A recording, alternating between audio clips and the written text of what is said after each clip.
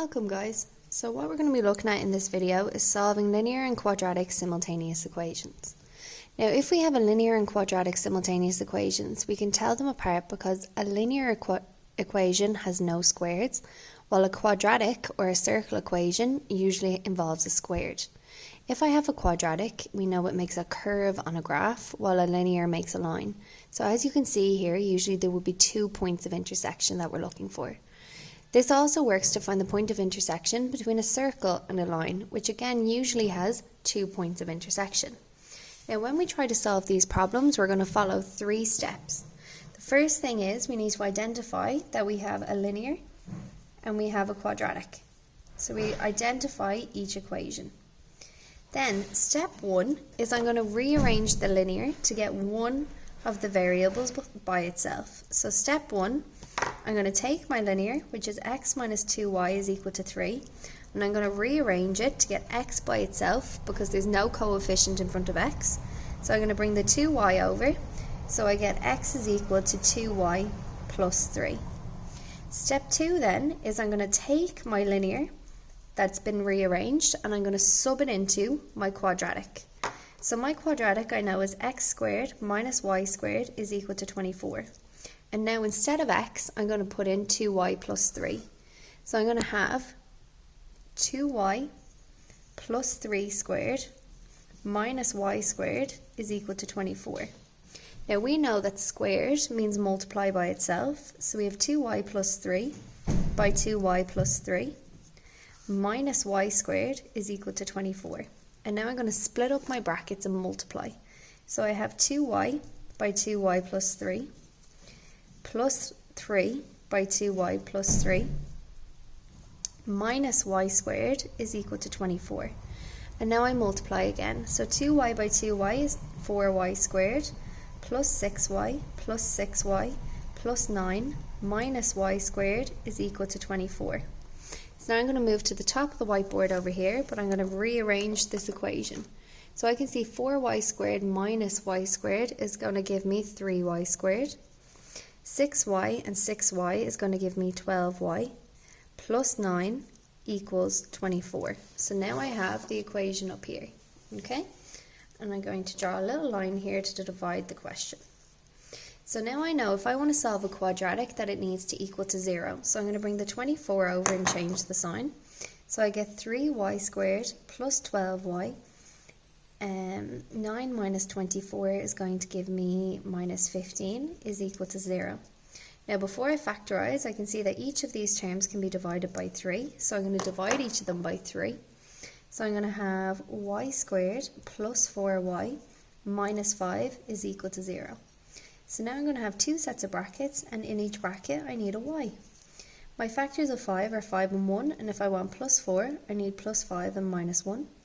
Now I let each bracket equal to 0, so I have y minus 1 is equal to 0, and y plus 5 is equal to 0.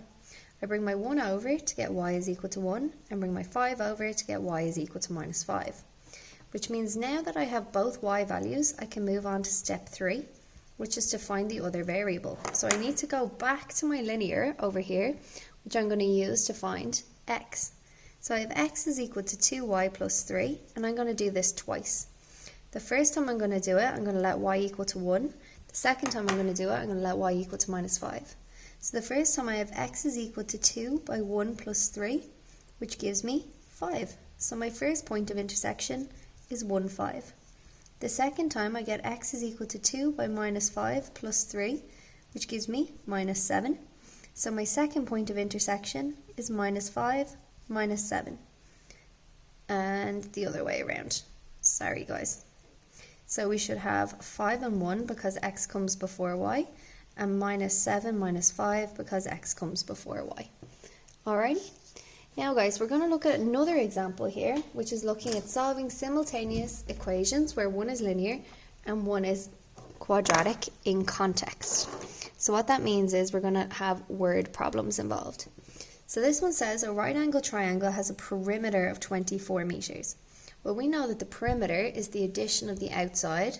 So first of all, I would have x plus y plus 10 is equal to 24. And we know we don't usually like them in this format. We usually like letters on one side and numbers on the other. So I'm going to bring 10 over so that I get x plus y is equal to 24 minus 10 is 14. So now I have one equation, but it asked me to form two equations. I know my number one rule when working with right angle triangles is Pythagoras.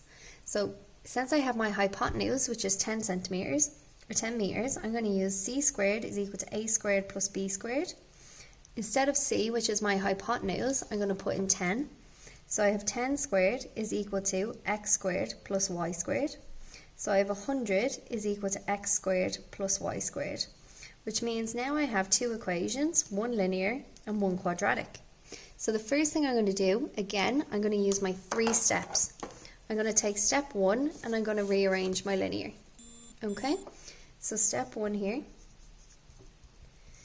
If I have x plus y equals 14, it actually doesn't matter which one you get by itself because neither have a coefficient. So I'm going to bring the y over and he's going to become a minus. So I get x is equal to 14 minus y. Step 2 is I'm going to sub it into my quadratic. And I know the bottom one is my quadratic because it has squares. So I have x squared plus y squared is equal to 100.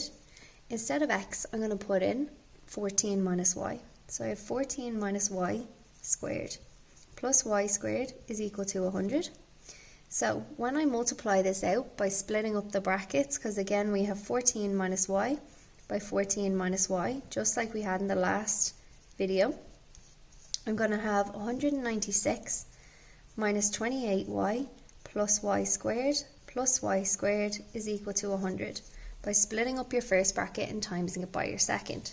So now I'm going to rearrange it in the order that I like. So y squared and y squared is 2y squared minus 28y plus 196 is equal to 100. So now I'm going to go up here and I know I need to bring the 100 over to simplify this guy, so he's going to become a minus. So now I'm going to have over here 2y squared minus 28y plus 96 because we minused 100 from the 96. Now I know all of these can be divided by 2, so I'm going to divide by 2. So we have y squared minus 14y, and 96 divided by 2 is going to give me 48. So plus 48 is equal to 0.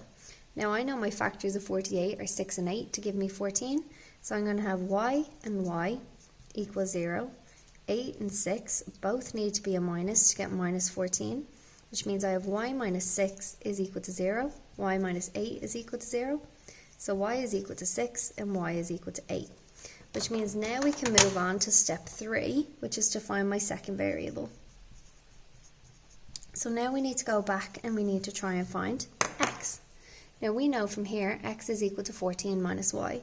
So the first time I'm going to use y is equal to 6, so I know x is equal to 14 minus 6, which is 8. So my first set of point of intersection is 8 and 6. The second time I'm going to do it, I'm going to use my second value for y, which is 8. So I have 14 minus 8, which gives me 6. So now I get 6, 8. So either way, one length is going to be 8 and one length is going to be 6 in our triangle. Alrighty, thanks guys.